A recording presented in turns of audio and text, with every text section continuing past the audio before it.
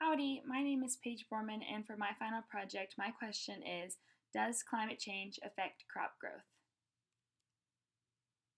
I chose this topic because I grew up on a farm in West Texas in a small town called Vega, and my dad and my uncles and my grandpa have been farming for years.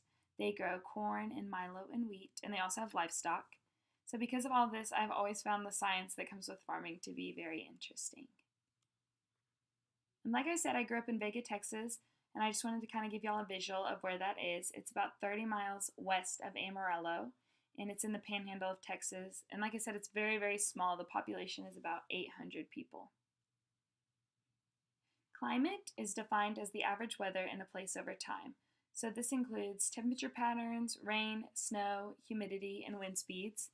And the difference between weather and climate is that weather is short term, so it can vary from day to day or even throughout the day. And climate is the average weather over a very long period of time, like tens or hundreds of years. Climate change science is the study of the causes and the consequences of changing climates for Earth's systems and the sustainability of human life. So climate change is one of the most critical issues in society, and the key to studying that climate change is studying the past climates, current climates, and predicted future climates. For my PowerPoint, I mainly wanted to focus on extreme events. Extreme temperatures and precipitation can have a large effect on crops. It can prevent growth, kill full-grown crops, which is kind of what's happening in this picture of the woman in the snow, and it can even cause premature budding, which happens in corn plants whenever the tassels come up too quickly, and it will negatively affect your crops.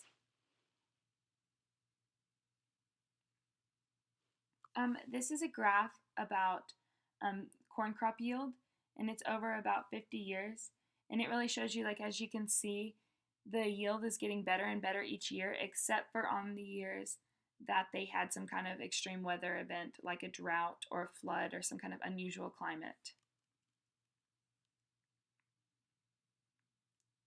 So one way that my family was directly affected by climate change was with sugar beets. Back in the 1950s, Deaf Smith County, which is where I grew up, was the most popular place to grow sugar beets, and it was my family's main source of income back then. But whenever my dad graduated college and moved home to farm in the late 1980s and early 1990s, sugar beets were still very popular, but in late October, early November, temperatures would just randomly drop down below 10 degrees Fahrenheit, and all the sugar beets would freeze and die. And so this happened twice in a span of about 6 years.